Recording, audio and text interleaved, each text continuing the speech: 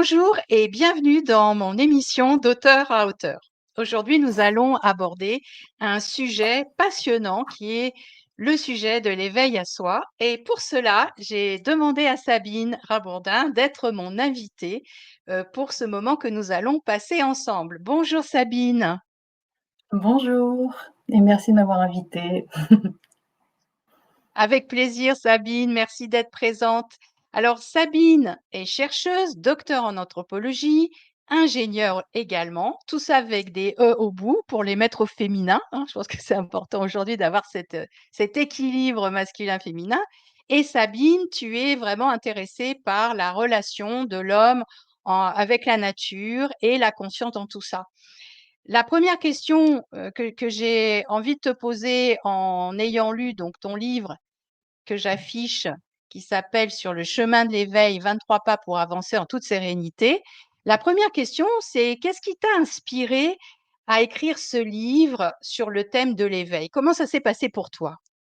Et bah, c'est une longue histoire, ça a commencé quand j'étais adolescente. En fait, bon, je sais pas si tous les adolescents se posent des questions existentielles, mais je crois qu'il y en a quand même beaucoup.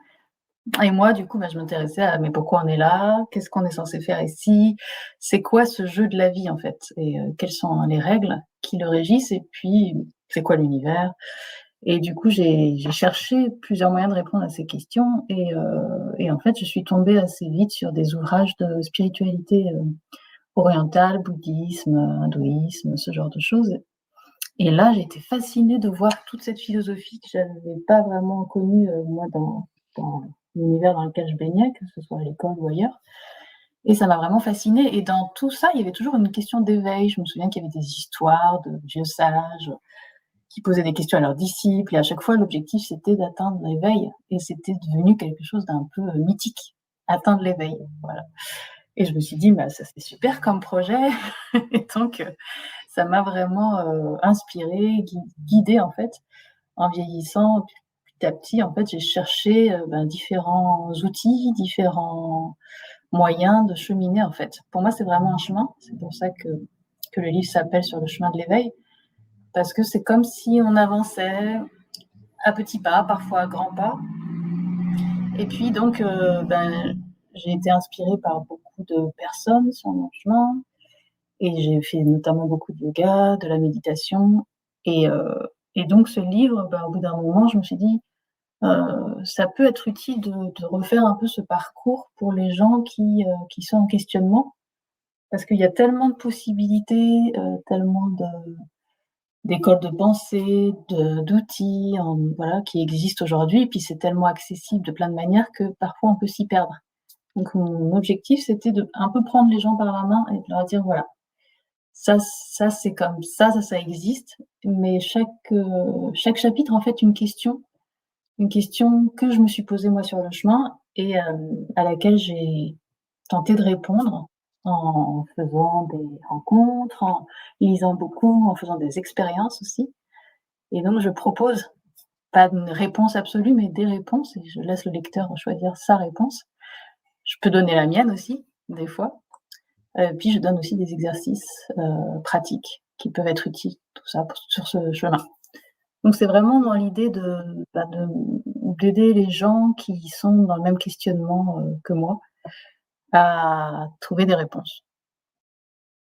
Oui, dans ton livre, j'ai trouvé sympa le fait d'avoir ta propre expérience et puis ensuite de prendre un peu de recul et d'étudier ce que certaines philosophies, comment elles abordaient l'éveil et qu'est-ce que c'était pour eux ou pour elles, et puis des exercices courts et pratiques. Et toi, aujourd'hui, avec ce parcours et ton expérience dans ce cheminement, comment tu définirais ce qu'est l'éveil, si tant est qu'on puisse le définir? La 1re grande découverte, que j'ai faite, c'était de me dire qu'il y avait pas un éveil. Parce que ça devenait un peu, justement, je disais un peu le graal, la chose à atteindre, et en fait, elle semblait presque inaccessible. Mais en découvrant qu'il y avait plusieurs types d'éveil ou plusieurs degrés d'éveil, là, c'est devenu plus accessible. Parce qu'en fait, finalement, tout le monde a déjà vécu l'éveil d'une certaine manière, une forme d'éveil en tout cas. Ne serait-ce qu'un instant de joie intense ou un instant d'apaisement, de sérénité ou des révélations, des fois des compréhensions globales, des visions, des, des, des perspectives plus larges et des communions aussi avec d'autres, la sensation d'être en interdépendance ou d'être connecté. Ben, tout ça, c'est finalement des zestes d'éveil. Donc, un peu en désacralisant la chose, elle devient plus accessible. Donc du coup, la définition, alors dans mon livre, je passe tout un chapitre à définir, donc c'est dur à résumer, mais pour le rendre vraiment accessible, l'idée c'est déjà de sortir de ces conditionnements.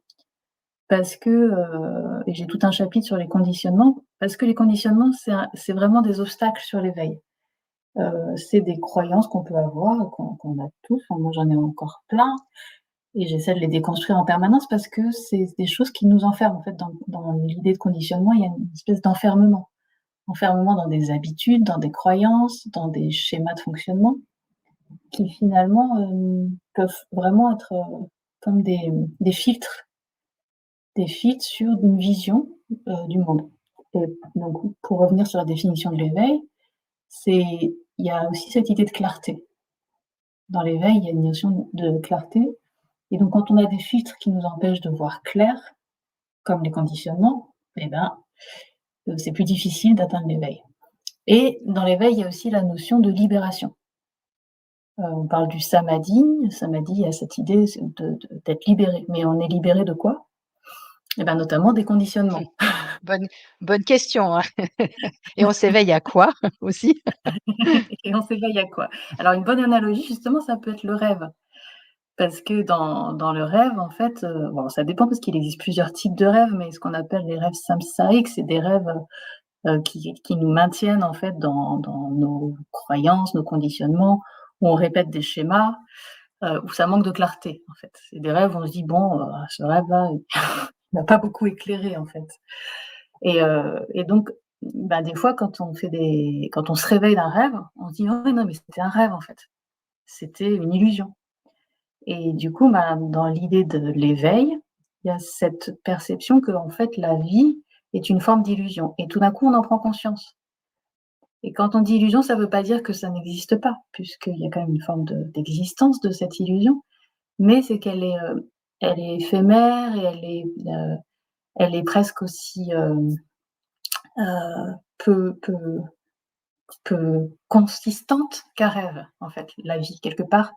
Quand on se rend compte qu'elle est aussi peu consistante que ça, alors on peut parler d'une forme d'éveil. On se rend mieux compte de tout ce jeu de la vie, en fait, de cette illusion que notre esprit fabrique en permanence.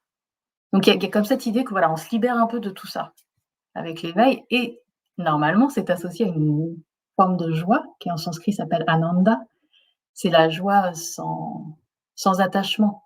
Parce qu'on peut avoir des joies quotidiennes avec des attachements, voilà, je mange un morceau de chocolat, ça me met en joie, je rencontre quelqu'un que j'ai pas vu depuis longtemps, ça me met en joie, mais il y a une forme d'attachement. Donc dans l'éveil, l'idée, c'est aussi que, ben, la joie, elle est inconditionnelle. Elle a pas besoin de support. Elle est là parce que tout d'un coup, la conscience prend conscience d'elle-même et elle s'ouvre. Et donc pour finir sur la définition de l'éveil, il y a aussi cette idée de justement d'ouverture. La conscience, tout d'un coup, prend son espace et se libère de ce qui l'enferme pour vraiment, être dans l'espace. Voilà, elle devient beaucoup plus spacieuse. Voilà, des petites des petits débuts de définition. Oui, ça m'évoque, plein de questions, mais je vais essayer de faire une question après une autre. Hem, Déjà, c'est vrai que quand on est sur le cheminement de l'éveil, on à un moment, enfin, petit à petit, on en voit l'intérêt. Mais quand on débute ou qu'on n'est pas encore éveillé, ce sont des questions auxquelles peuvent être confrontées différentes personnes encore d'éveil et d'autres qui comprennent pas finalement ce qu'elles recherchent en ayant l'impression qu'elles se sentent moins bien que ce qu'elles étaient avant quand elles n'étaient pas éveillées. Parce que tu vois un petit peu, l'idée. Et donc, à quoi peut servir finalement vu de ton côté, de ton point de vue, à avoir envie de faire ce cheminement, d'éveil? Parce que si tu causes à des personnes, elles disent: «Bah, moi, je vis de la joie, hein, j'ai de la joie régulièrement, j'ai conscience quand même de ce que je vis», et donc à un certain stade d'éveil. Donc à quoi ça sert d'aller un peu plus loin dans ce qu'on pense savoir ou dans ce qu'on sait à un instant T de sa vie? Mmh. Alors effectivement, bah, si la personne, finalement, elle en a pas besoin et qu'elle est parfaitement heureuse, je dirais finalement, elle a peut-être pas besoin, peut-être qu'elle a déjà atteint une forme d'éveil. Après, il y aurait quand même plusieurs réponses à cette question. C'est est-ce qu'elle est vraiment heureuse? Par exemple, dans le bouddhisme, il y a vraiment cette idée sous-jacente que, ben non, la vie quand même est une souffrance permanente, même si elle est pleine de joie, pleine d'émerveillement. Il y a beaucoup de moments de frustration, de souffrance, ne serait-ce parce que tout est éphémère. Parce qu'on va mourir, parce que les êtres qu'on aime vont mourir, parce que les choses, on voudrait qu'elles soient comme ça et elles sont toujours différemment, parce que tout est changement et que ça crée une forme de souffrance. Et donc, les gens ont beau dire: «Oui, je suis parfaitement heureux», il y a quand même a priori une forme de souffrance sous-jacente et l'idée, c'est justement de se libérer de cette souffrance. Donc ça, c'est plus la version bouddhiste de dire: «Mais non, de toute façon, la vie est souffrance, on va s'en libérer» et on va s'en libérer en supprimant notamment les attachements. Ça ne veut pas dire qu'on supprime, tous les plaisirs de la vie. Ça veut dire qu'on n'est plus soumis aux fluctuations. On est comme un peu au-dessus. Donc ça peut être une raison de justement, vouloir aller plus vers, l'éveil, vers d'autres stades d'éveil. Une autre raison, ça peut être d'aller explorer vraiment la conscience sous d'autres formes. Parce qu'on peut dire: «Bon, bah, là, je suis conscient, je suis en train de te parler, donc je suis consciente que je te parle. Puis au quotidien, j'ai assez conscience de ce que je fais». Mais en fait, bon, moi, je médite un peu et je me rends compte que dans une journée, j'ai pas beaucoup d'instants de conscience. Même pendant mes méditations, ils sont assez rares. Et donc il y a une forme d'entraînement pour, vraiment être conscient beaucoup plus largement, beaucoup plus totalement et beaucoup plus souvent. Et ça, dans mon livre, vers la fin, j'explique les différents niveaux d'éveil aussi, en fonction de la capacité à rester longtemps dans cet état de présence. Parce que, par exemple, ben, moi, à la fin de la journée, souvent, je me dis: «Tiens, je repasse en boucle ma journée» et je me dis: «Mais en fait, à quel moment j'étais vraiment consciente?» En fait, je me suis laissée entraîner dans plein de fonctionnements automatiques, je sais pas du tout, j'étais pas vraiment là, en fait. J'ai agi, mais j'étais pas vraiment consciente et donc, bah, il y a cet entraînement pour essayer de cultiver l'état de conscience.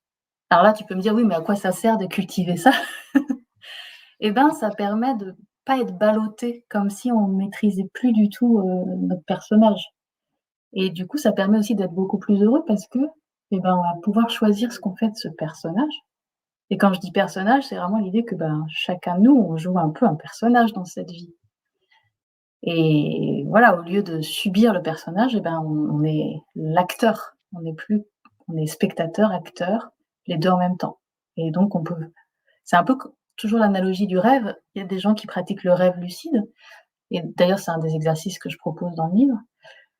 Ben, en fait, avec le rêve lucide, au lieu de faire des cauchemars ou des rêves qui sont pas intéressants ou qui nous font souffrir, on peut devenir acteur du rêve, en étant conscient dans le rêve.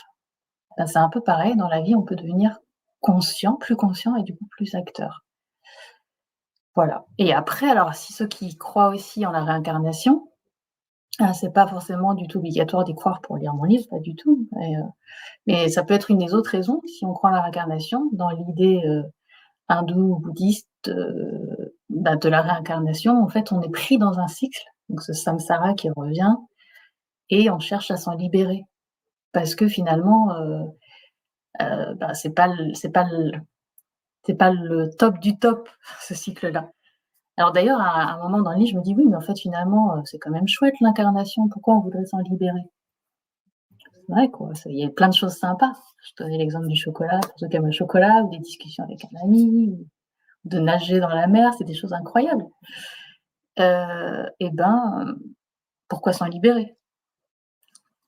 Bah, je donne quelques réponses. Je dis pas tout, mais mais des fois, je me pose encore On la garde un question, peu hein. de suspense. Oui, bah, c'est c'est sûr qu'on peut avoir enfin, je vois dans mon expérience, on peut avoir à un instant T un éclairage et surtout de se dire que cet éclairage, il n'est qu'à un instant T parce que quelques années plus tard, en temps terrestre, finalement, l'éclairage qu'on a eu, devient un peu réduit et on aborde encore d'autres choses auxquelles on n'aurait même pas imaginé initialement. Et pour revenir Ouais. ce que tu disais justement sur les chemins d'éveil, tu dis, tu mets très bien en avant l'idée qu'il y a 2 grands chemins d'éveil, celui de se libérer de la vie incarnée et l'autre qui est de s'unir pleinement avec elle. Oui, ben, effectivement, parce que dans certaines traditions, on a l'impression que bon, bah, cette vie-là, elle est pas cool, c'est bien de s'en libérer et comme je disais tout à l'heure, bah, ouais, mais il y a plein de choses super dans cette vie-là et finalement, pourquoi s'en libérer? Et j'aime beaucoup la voie tantrique. Alors aujourd'hui, le tantra est un peu, pour pas mal de gens, ça va être une approche sexuelle alors qu'en fait, il y a beaucoup de traditions tantriques qui n'ont rien à voir avec la sexualité. Mais en tout cas, c'est des voies de justement où on valorise la vie et on s'unit à la vie complètement et c'est cette union avec la vie qui devient l'éveil, en fait. C'est pour ça que je dis qu'il y a plein de formes, selon les traditions. Moi, c'est vrai que l'approche tantrique me plaît beaucoup parce que, elle permet de vivre cette vie incarnée de manière pleine, et sans dualité, c'est-à-dire aussi sans se dire: «Bon, bah, ça c'est bien, ça c'est pas bien». Cette expérience, effectivement, elle peut être agréable ou désagréable. Et ben, justement, le chemin de l'éveil nous permet de s de se défaire de cette dualité agréable, désagréable ou bien, pas bien. En fait, tout devient une expérience et une occasion d'être, transcendé ou d'être, vécu pleinement et de la savourer totalement, sans justement les conditionnements qui nous font dire, «C'est bien, c'est pas bien». Voilà Mmh. et moi, je Alors voulais c'est vrai rebondir sur ce que ah ouais. vas-y, vas-y. Non, ce que tu disais, c'est que, en fait, on perçoit des choses dans ce chemin et puis, après on il y a comme une évolution. C'est pour ça que l'idée de chemin, elle est quand même, bien parce qu'elle montre qu'il y a des étapes. Moi, quand j'ai commencé à écrire ce livre, c'était il y a presque 10 ans et puis comme je disais, moi, la question sur de l'éveil, elle remonte à quand j'étais ado, donc ça fait au moins 30 ans et en fait, en écrivant le livre, ben, je me posais des questions, donc je cherchais à y répondre, je faisais vivre des expériences, donc je les racontais et puis, au fur et à mesure, ben, je relisais mes précédents chapitres. Et comme entre-temps j'avais progressé, en tout cas sur mes perceptions, je me disais: «Ah bah non, mais ça c'est plus valable, faudrait que je réécrive totalement ce chapitre» et en fait, je me suis dit: «Non, non, mais il faut quand même le laisser parce qu'il y a on peut pas, tout comprendre d'un coup, en fait, il faut le vivre». En fait, le chemin de l'éveil, c'est aussi beaucoup d'expériences. On aura beau lire plein de bouquins, il faut vraiment vivre des expériences et puis tout à l'heure, je disais que, ben, moi je voulais vraiment aider les gens à cheminer parce que j'ai lu des livres écrits par des grands lamas, des grands yogis, mais ça me semblait complètement inaccessible. Et du coup, je trouve ça pas mal d'avoir aussi des entre-deux, des gens qui nous disent: «Bah non, mais vas-y, commence là où tu en es et puis tu vas progresser parce qu'il y a des expériences à vivre». Autrement dit, tout le monde peut accéder à l'éveil. C'est pas Oui, puis réservé qu'à une élite. il y en a même qui disent que tout le monde est éveillé et que c'est juste qu'on n'en a pas conscience. Donc l'éveil, c'est juste prendre conscience qu'on est déjà éveillé, sans le savoir. Ouais, c'est vrai, je ouais. Alors justement, cette idée-là, ramène, la notion d'ego. On peut pas parler de l'éveil sans parler, à mon sens, de l'ego et en allant un peu plus loin, de l'ego spirituel. Alors où est-ce que tu en es aujourd'hui dans ta considération de ce qu'est l'ego et l'ego spirituel et comment finalement, des fois, il pourrait bloquer cette reprise de conscience de ce que nous sommes fondamentalement? Mmh. Ah, c'est une bonne question et j'ai un chapitre, dédié à l'ego où je dis: «Mais c'est quoi l'ego au final?» Je me souviens quand j'ai fait ma formation de prof de yoga, parce que du coup je me suis formée il y a une vingtaine d'années pour être prof de yoga et à chaque fois on parlait de l'ego et je me disais: «Mais c'est quoi l'ego? Qu'est-ce que ça veut dire?» Et dans les Yoga Sutras, qui sont notamment un recueil, très ancien, avec, très philosophique, donc il y avait toujours cette question d'ego, donc on en parlait, on en discutait et en fait, il le présente, vraiment comme un personnage. Comme tout à l'heure, je disais, bah, en fait, on est en train de jouer un personnage qui a une histoire, donc qui est né à tel endroit, qui a telle famille, qui a fait telles études ou pas, qui aime ceci, qui aime cela, qui croit ceci, qui croit cela et en fait, il est construit ce personnage. Et et ben, l'ego, c'est ce personnage. Donc il est pas inintéressant parce qu'on en a besoin pour, trouver notre place dans ce monde. Mais le problème, il vient quand on s'attache à ce personnage en lui donnant beaucoup plus de valeur qu'il n'en a, en croyant qu'en fait, nous sommes ce personnage. Et dans ces traditions, bah, l'idée, c'est de se dire: «Mais non, on est bien plus que ça, on est cette conscience, la conscience avec un grand C ou le soi avec un grand S, dont l'ego n'est qu'un des attributs, qui est juste ce personnage qui joue une vie, voilà. Comme dans un rêve, tout d'un coup, on peut, être un tel personnage ou un autre, et ben, voilà, c'est cet ego-là, c'est ce personnage. Donc on prend les habits, ça peut être un avatar dans les jeux vidéo, par exemple. J'ai des neveux à qui jouent beaucoup à des jeux vidéo, bah, voilà, ils ont des avatars, tout d'un coup, ils sont un personnage, que ce soit masculin, féminin ou autre, un animal, bah, voilà, on joue un rôle. Et quand il arrive des histoires agréables, désagréables à ce personnage, et ben, on le prend pour nous. Bah oui, puisqu'on est ce personnage. Et donc, bah, l'idée de l'éveil, c'est de prendre conscience que ça n'arrive qu'au personnage, mais que le soi plus profond, plus large, lui, il est bien au-delà de ça. Et c'est aussi ce Eh qui oui. permet de justement moins être ballotté dans les événements de la vie. Alors, dans les événements, oui. Et il y a plusieurs idées qui sont autour de l'ego. Il y a des philosophies qui disent l'ego doit être tué et d'autres qui disent l'ego doit être intégré. Alors, toi, comment tu envisages finalement cette relation entre l'ego, qui fait partie de notre humanité, et l'être spirituel, la conscience infinie que nous sommes également? Comment toi, Mmh. aujourd'hui, tu comprends ça? Et bah, ouais, ouais, c'est vrai qu'il y a des différentes approches.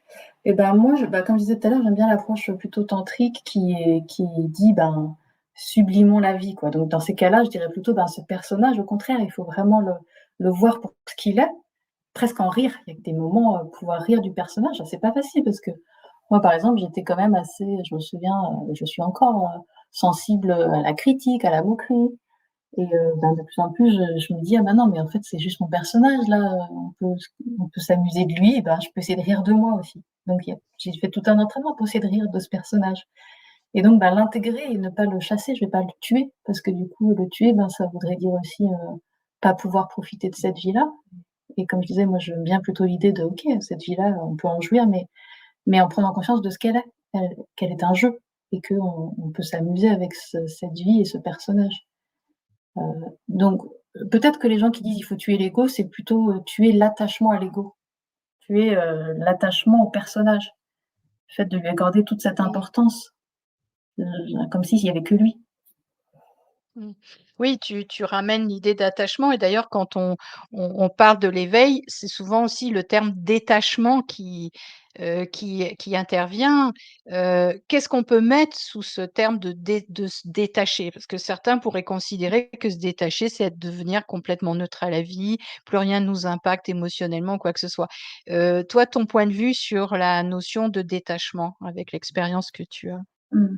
Et bien, ouais, moi, c'est vrai que c'est quelque chose qui m'avait perturbée parce que, bah, je lisais ces notions de détachement et je me disais: «Ah bah, en fait, ça veut dire qu'il faut plus avoir d'émotions, il faut plus, il faut être une espèce de bande passante complètement plate avec plus de fluctuations».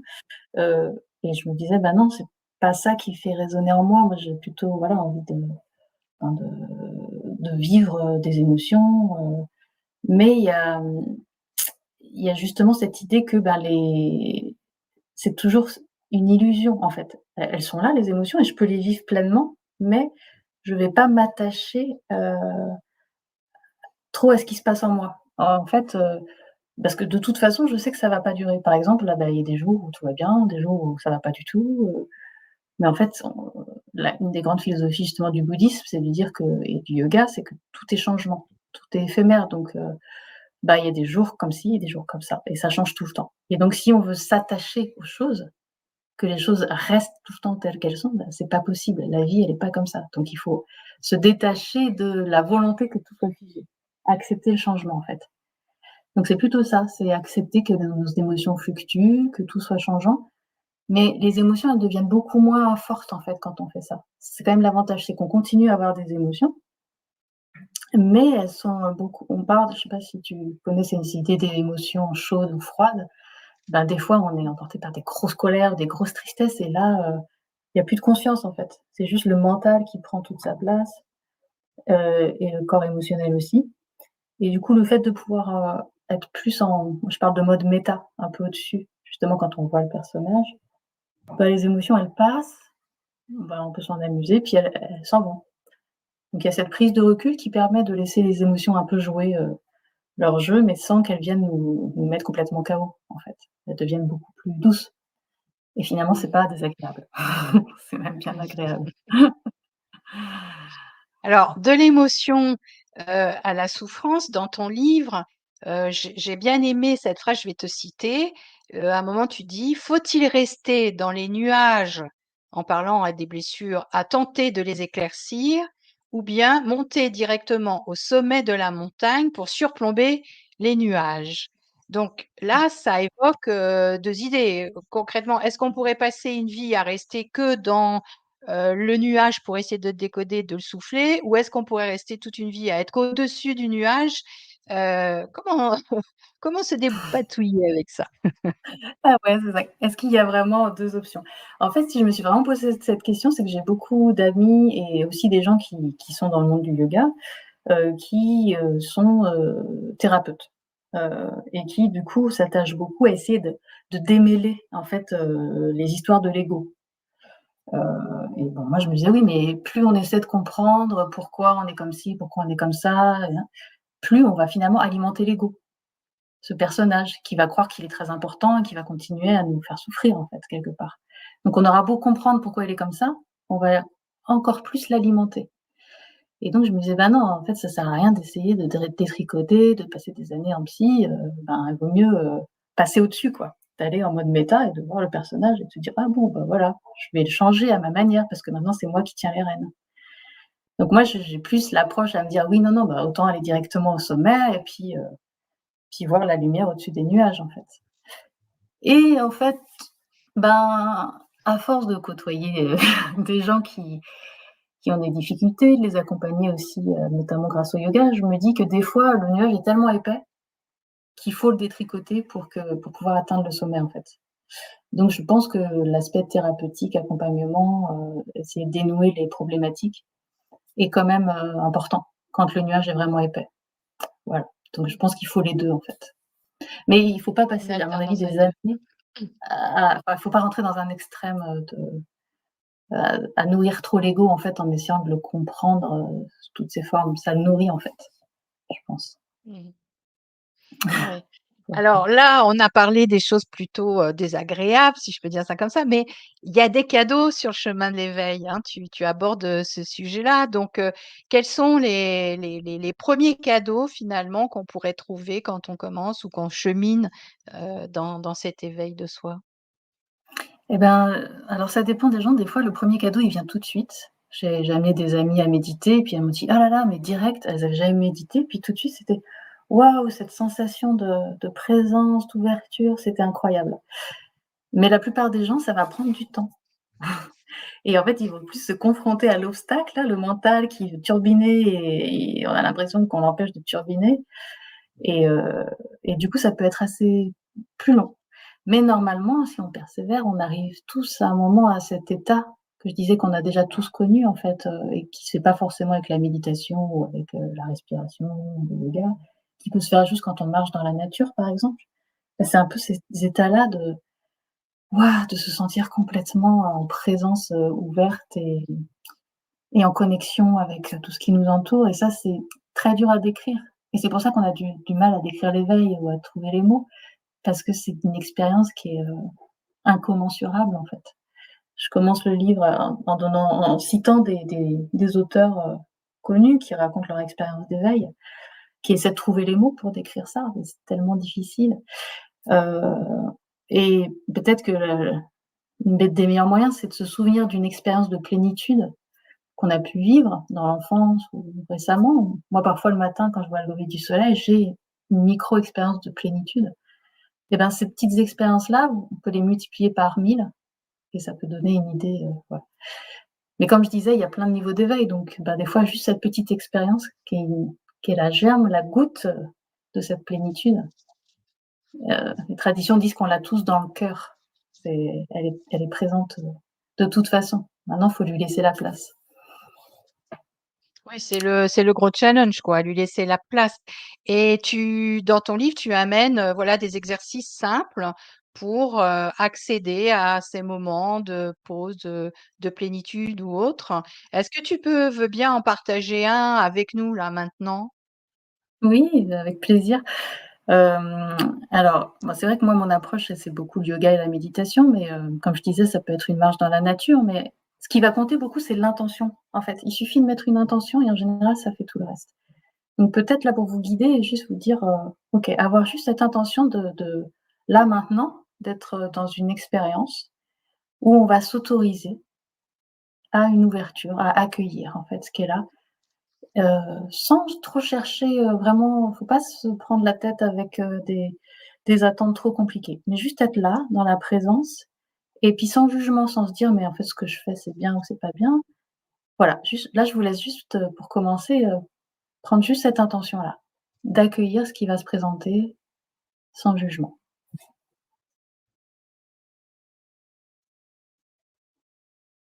Et puis cette intention-là, elle peut juste se formuler avec des mots ou avec un ressenti.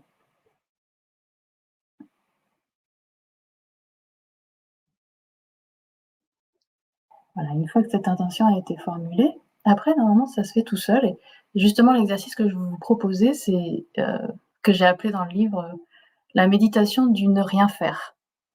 Ça m'a semblé important de la proposer celle-là parce que bon, il y a plein de types de méditation, on choisit des supports différents ou des respirations un peu compliquées. Bah là, c'est non, on va juste, être dans la présence et dans l'accueil de ce qui se passe et la première chose, ça va être juste ressentir, ben, notre corps, le corps, comment il est aujourd'hui. Différentes sensations? Est-ce que est-ce qu'il y a des parties agréables dans le corps? Ou des parties moins agréables?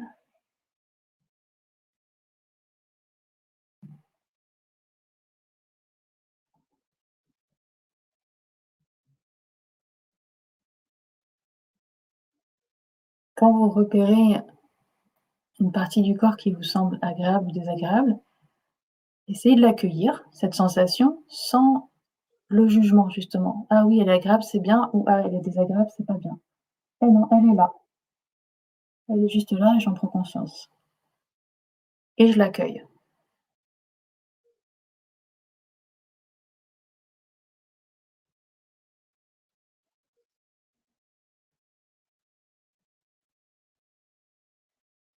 et je me détends avec ça. Vraiment dans l'accueil et cette idée de: «OK, je me détends». Peut-être que justement la sensation du fait qu'elle est accueillie, elle va se transformer et donc on accueille cette transformation.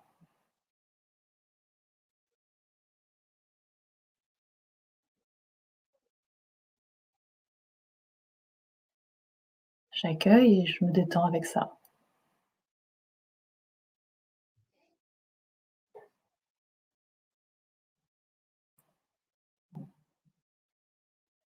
et puis un autre niveau, ça peut être accueillir, les émotions.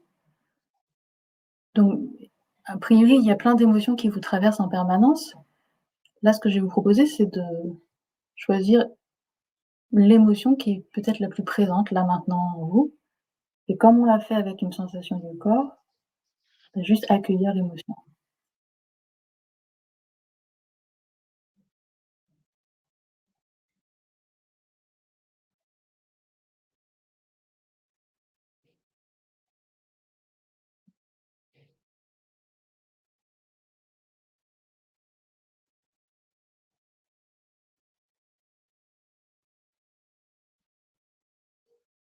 Ça peut être une émotion de: «Ah, cet exercice, il commence à m'ennuyer, il est un peu long».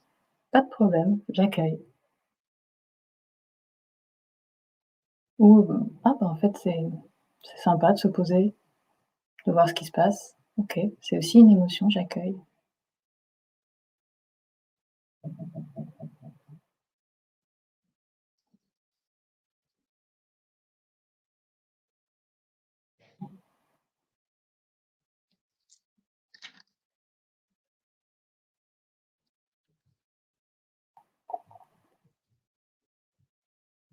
Et pour terminer, je le fais un peu en accéléré, je sais pas quel temps j'avais, mais pour terminer, on peut aussi s'intéresser aux pensées et voir, est-ce que nos pensées sont agitées?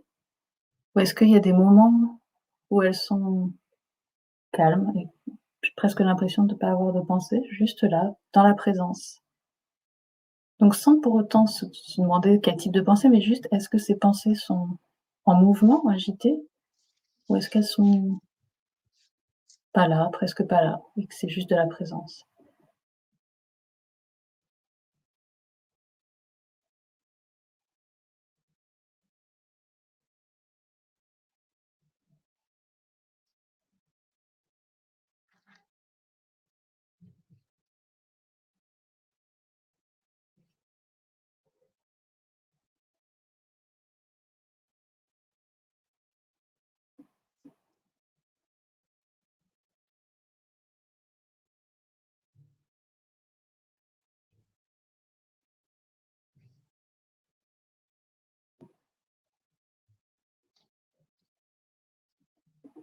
Qu'elles soient nombreuses, agitées, ces pensées, ou que ce soit calme à l'intérieur du mental. On juge pas. Les 2 sont OK. Les 2 sont bien, mais le fait d'en prendre conscience, eh ben, ça veut dire que je suis plus le mental, je suis au-dessus, je suis au-delà.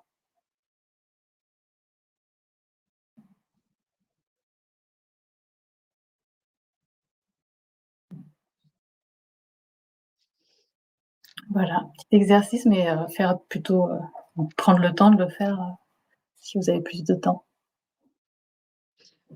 Merci beaucoup Sabine pour ce moment de présence à soi. Donc j'espère que ça vous plaît, ça vous a plu et que vous aurez envie de le recommencer. On va bientôt arriver à la fin de cette émission. Sabine, quel message ou quel conseil tu pourrais donner à des personnes qui débuteraient le cheminement de l'éveil à eux-mêmes? Mmh. Et bien, bah, d'avoir quand même un certain courage, une certaine endurance. Heu, alors je sais qu'il y a des gens pour qui la méditation c'est pas ça. Juste vous dire, il y a plein d'autres chemins. Donc le yoga, passe par le corps, donc ça peut vraiment aussi être un chemin. Choisir, peut-être un chemin qui vous correspond bien. Moi je fais aussi du yoga du froid, du yoga du rêve, donc ça peut être des d'autres moyens. Puis voilà, des gens comme toi, Patricia, proposent d'autres outils. Je pense que tous les outils, sont intéressants. Il faut trouver celui qui vous correspond.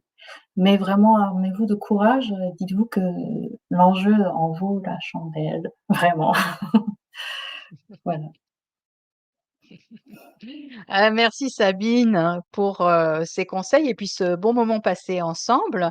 Alors je réaffiche, donc, la couverture de ton livre et donc j'espère que ça va vous donner, envie d'aller, parcourir ce livre qui est très facile, à parcourir et où on peut faire des moments de pause, des moments d'exercice, des moments de lecture, de compréhension. Enfin il est vraiment riche dans le cheminement. Sur le chemin de l'éveil de Sabine Rabourdin, 23 pas pour avancer en toute sérénité aux éditions Le Lotus et l'éléphant. Donc allez-y, vous pouvez, l'acheter en toute confiance et en profiter et n'hésitez pas à poser vos questions si vous en avez envie sur, mon blog authenticai.com, Les Voix de l'harmonie ou, directement à Sabine. Je mettrai en lien ses coordonnées sur, la page, qui sera sur mon site. Sabine, as-tu envie de partager un mot de conclusion, un mot de la fin de cette émission? Eh ben, merci beaucoup, ça m'a beaucoup plu, d'avoir cet échange, et c'est vrai qu'on en discutait toutes les 2 avant l'émission, de ton projet de connecter les gens. Je trouve ça super en fait de pouvoir, se connecter pour justement, ben, trouver des ressources chacun, partager des ressources et créer une communauté. Voilà, donc merci beaucoup à toi et puis bon courage justement aux gens, qui cheminent. Merci à tous et à toutes. Je vous souhaite, une belle fin de journée ou une belle soirée en fonction du moment où vous écouterez l'émission. À bientôt, à la prochaine fois. Bye bye. Mmh.